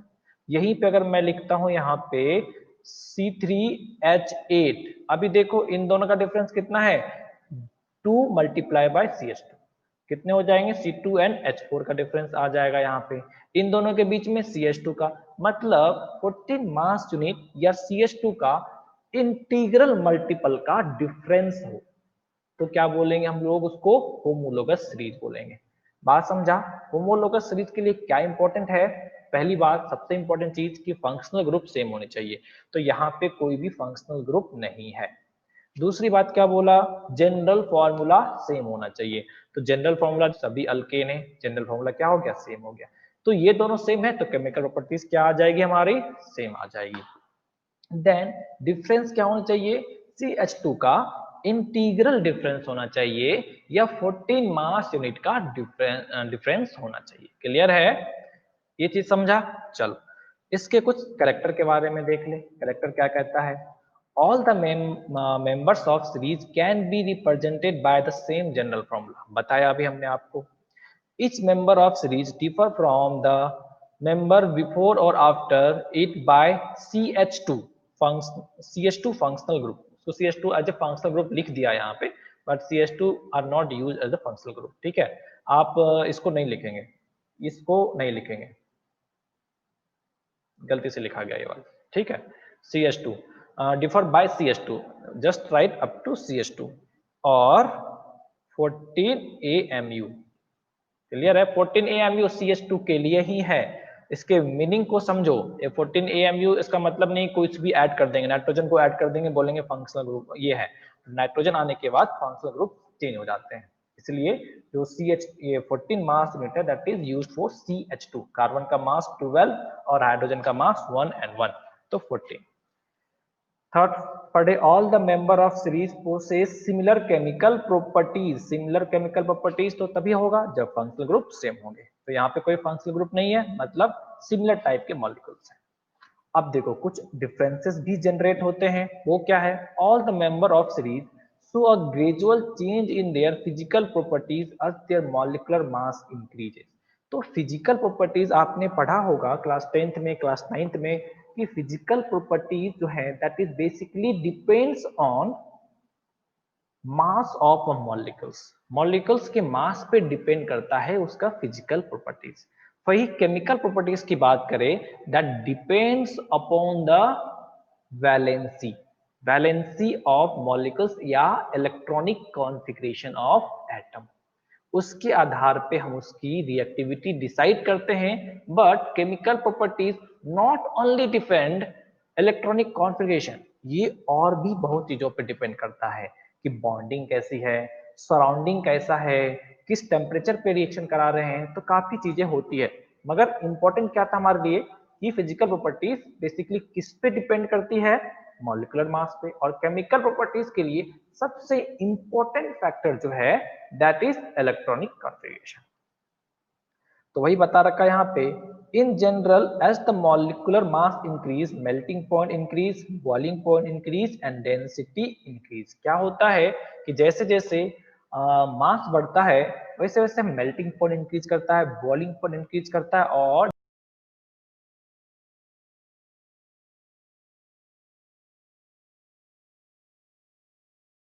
नोट करेंगे। कुछ डाउट है तो पूछिए, नहीं है तो नोट करो, फिर हम आगे बढ़ेंगे।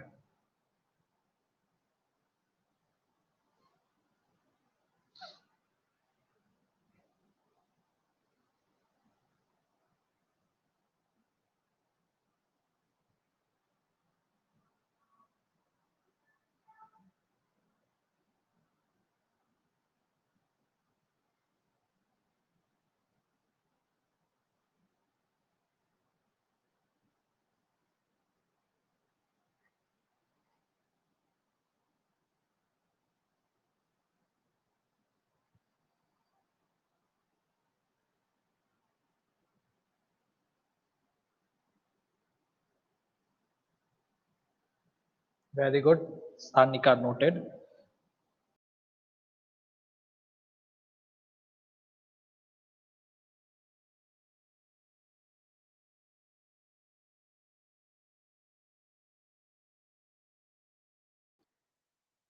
देखो यहाँ पे कुछ एग्जांपल्स दे रखे हैं होमोलोगस सीरीज के, आप देख सकते हैं। अल्केन, अल्केन का homologous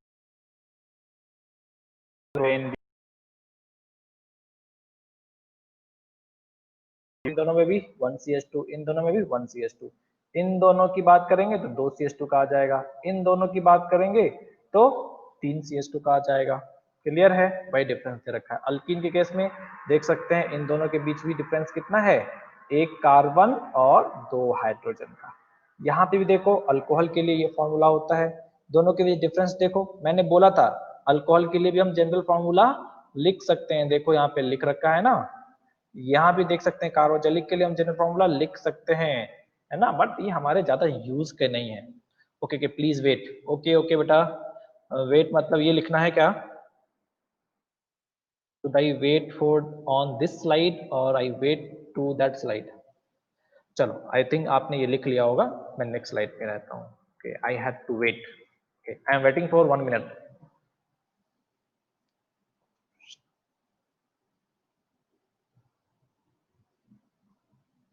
yes, I don't know for what, yes yes it.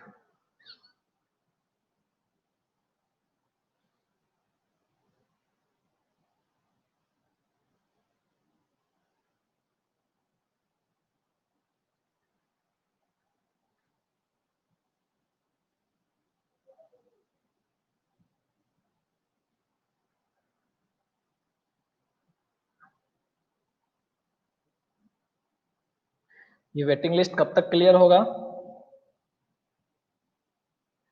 अब प्रोसीड करूं मैं?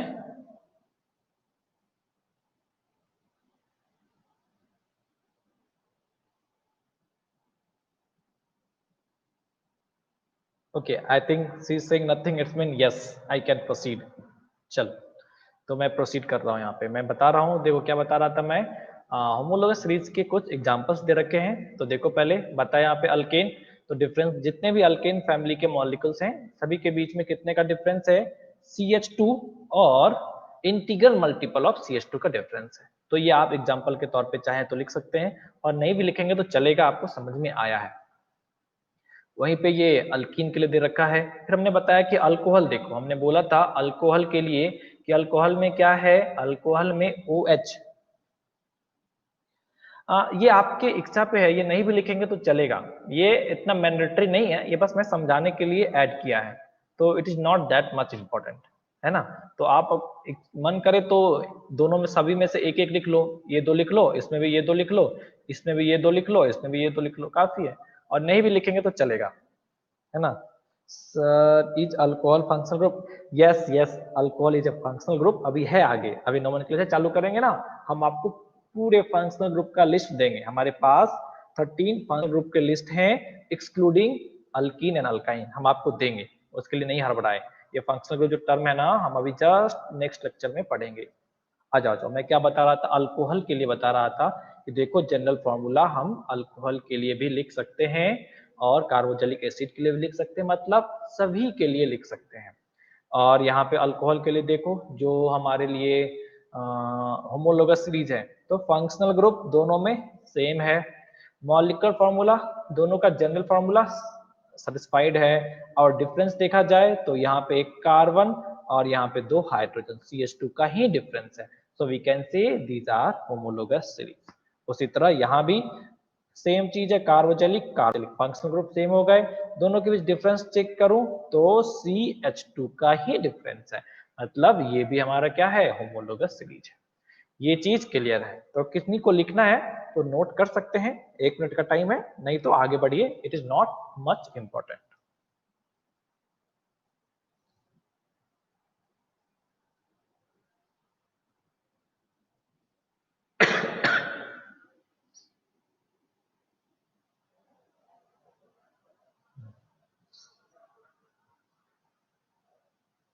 चलो मैं आगे बढ़ता हूं। Now the next is the, अब हमारा IUPAC नोमेनक्लेचर चालू होगा। ये नोट नहीं करने हैं अभी। अब पहले मुझे ये बताओ कि अब मेरे पास ना 8 मिनट्स हैं और it will take more than 10 minutes, तो क्लास मैं बंद करूं या हम लोग पढ़ते चले, क्योंकि इसमें थोड़ा टाइम लगेगा और आई थिंक मुझे ये स्लाइड कल ही करना चाहिए। So why do alkane don't have functional group? Okay, I will discuss it. Alkane एक फंक्शनल ग्रुप क्यों नहीं होता? क्योंकि अल्केन का जो पार्ट है, single bond between carbon and hydrogen, वो सभी मॉलिक्यूल्स में अवेलेबल हैं। अगर फंक्शनल ग्रुप बेसिकली उनको डिफाइन किया जाता है जो कि मॉलिक्यूल्स के प्रॉपर्टीज को एक अलग तरीके से रिप्रेजेंट करे, जिसके वजह से मॉलिक्यूल्स की प्रॉपर्टीज वेरी करे। तो सिर्फ अगर अल्केन रखेंगे ना, तो अल्केन सभी मॉलिक्यूल्स में है, तो अल्केन का रिलेटेड जो प्रॉपर्टीज है वो सभी में इंक्लूडेड है ना, ऑर्गेनिक कंपाउंड में ऑलरेडी इंक्लूडेड है। इस वजह से अल्केन को हम लोग फंक्शनल ग्रुप नहीं मानते। क्लियर है? So you are demanding to end the class. Okay, I will end the class. Just tell me, how was the class?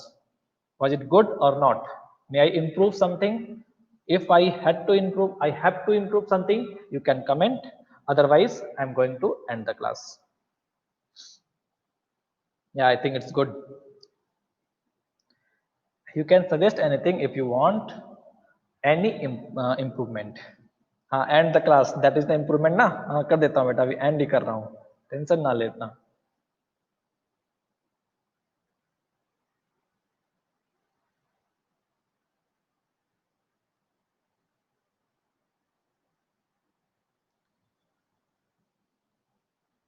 चलिए, आई थिंक किसी ने ऐसा कोई सजेशन नहीं दिया मुझे, कोई बात नहीं, देंगे थोड़ा सा। What is another name for line diagram? Bond line diagram, bond line diagram. चलो फिर ठीक है, thank you thank you thank you very much. बाकी क्लास हम लोग कल करेंगे। ओके, तो मैं क्लास एंड करता हूँ। Okay, thank you.